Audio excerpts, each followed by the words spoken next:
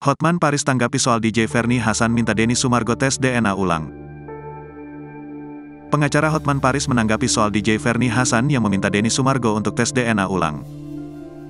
Baru-baru ini, DJ Ferny Hassan membuat pernyataan yang meminta Denny Sumargo untuk tes DNA ulang dan seolah-olah tak percaya dengan hasil sebelumnya.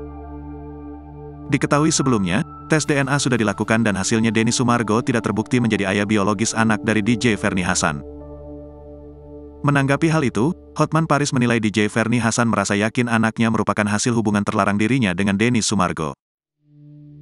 Kalau komentar kenapa, mungkin dia yakin banget, kata Hotman Paris, dikutip dari YouTube Intense Investigasi, Minggu, tanggal 27 Agustus tahun 2023. Sementara itu, Hotman Paris mengatakan DJ Ferny Hassan pernah cerita dengannya mengenai permasalahan dengan Denny Sumargo.